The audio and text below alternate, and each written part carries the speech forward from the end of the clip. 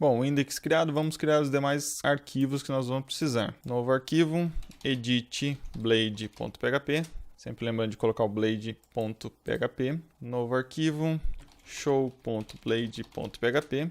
E o último arquivo, create.blade.php. Então nós temos o arquivo que nós vamos utilizar para criar, o formulário de criação do arquivo, o formulário de edição, a tela que vai exibir o contato com os detalhes e a listagem no nosso index.blade. Então o conteúdo do create. Aqui nós temos que vamos criar um formulário, ele tem que ser esse multi-part form data por conta do upload do arquivo. Tem que lembrar de colocar esse tipo de encriptação. O método sempre post, a URL que nós já vimos no outro arquivo. Para formulário, ele exige que coloque esse CSRF field, que é um token de autenticação para garantir que esse formulário é realmente dessa aplicação, para evitar que o usuário faça um post através de outro formulário de outro site na tua aplicação. Então, uma questão de segurança, o Laravel obriga que tenha esse campo aqui, esse campo de token. Aqui nós temos um select, então ele valida aqui também utilizando o método old, né? Ou seja, depois que você fez o post, qual que foi a última informação que estava preenchida. Então, na hora que você dá o post, deu algum erro, você precisa retornar, você retorna com os campos preenchidos com a última informação, para o usuário não ter que digitar tudo novamente. Então, caso tenha algum problema aqui, algum erro, ele vai exibir campo a campo, embaixo do campo erro respectivo. Aqui embaixo nós temos o campo de upload de arquivos de imagem. Então aqui eu consigo definir quais tipos de imagem, já fazer um pré-filtro para auxiliar o usuário nisso. Temos dois botões, voltar e o enviar formulário. E essa parte é da criação. Então nós vamos vir aqui, novo. Nós ainda não implementamos no controller. Vamos colocar aqui no controller. Nós só implementamos o index. Vou pegar a implementação completa. Aqui nós estamos utilizando o model do contato e o contato request, que nós vamos utilizar aqui mais para frente. Então aqui no método do create, é apenas retornar o formulário de criação.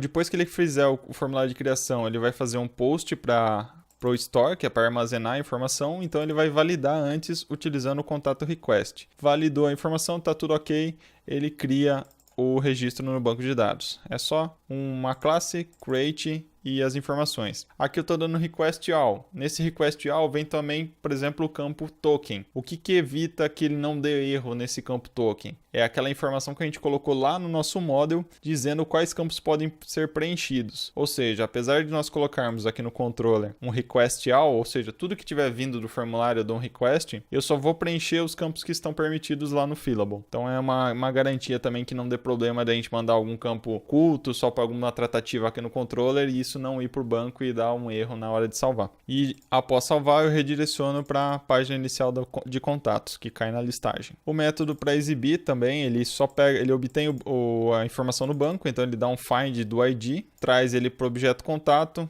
converte como um dado, né? Coloca numa variável data e manda para a tela. O edit também é a mesma coisa, só que aqui eu vou mostrar um formulário editável e aqui eu só vou exibir as informações, né? O update, eu procuro o primeiro contato no banco, preencho com as novas informações, faço um update do registro e redireciono também para o contato. O destroy, eu posso puxar ele com find e depois dar um delete, eu posso simplesmente fazer um destroy direto do ID e depois eu redireciono para contatos. Então o controller está todo implementado, passo a passo. Nós temos que criar as rotas agora para as demais páginas. Aqui nós só criamos a rota para o index. Então aqui as demais rotas. Então, se eu for /add, eu vou para a rota de create. Se eu fizer um post para a raiz, eu faço o store. Então, eu tenho um get, um post para o mesmo caminho. Então, ele identifica pelo verbo para qual método ele vai mandar. Aqui é a mesma situação, get, um put pelo ID. Então, se eu fizer um get, eu vou exibir aquela informação. Se eu fizer um put, quer dizer que eu estou fazendo uma atualização daquela informação. E se eu quiser editar, eu dou um get, passando o edit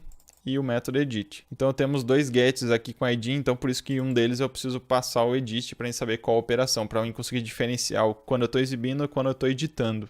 E por que eu não uso o edit também para exibir? Porque eu posso ter situações que um usuário pode só ver a informação e o outro usuário pode ver e editar. Então fica mais fácil eu separar ele em vez de eu ficar tratando na tela, bloqueando campos e tudo mais. Então, se o usuário tiver permissão somente de leitura, eu mostro só o formulário de exibição e se ele puder alterar, ele também pode ir para o formulário de edição. E por último, o destroy. também utilizando o verbo delete, mando o ID e ele vai para o método destroy. Os verbos padrões do HTML que ele consegue tratar são só o post e o get. O put e o delete, você precisa colocar uma informação a mais para o Laravel conseguir fazer o tratamento dessa operação. Daí no create eu faço um post para ele mesmo, então eu estou mandando para a rota. Cadê a minha rota?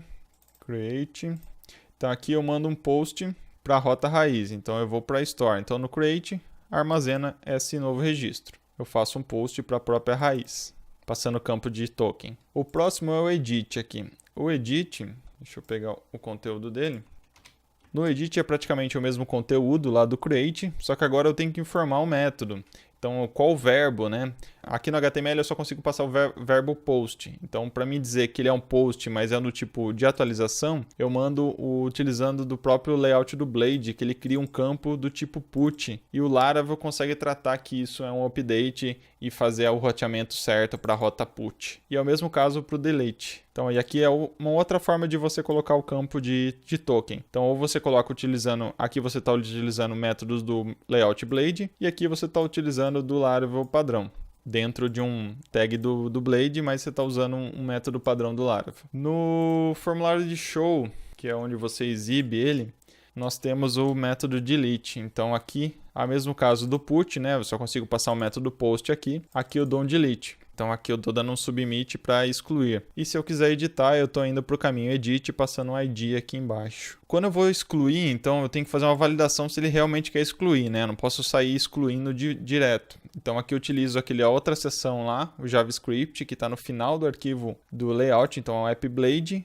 Aqui no final do AppBlade nós dissemos que nós podemos injetar o JavaScript. Então aqui no show nós estamos criando um método para validar. Toda vez que ele tentar fazer um submit desse formulário, ele vai dar um return verdadeiro ou falso aqui do confirm. Ele chama o método validateDelete, cai aqui no método, o método retorna um pop-up de confirmação. Excluir o registro atual, essa ação não pode ser desfeita. Então, dependendo se o usuário clicar em OK ou clicar em cancelar, ele vai retornar verdadeiro ou falso e vai permitir ou não fazer o submit desse formulário.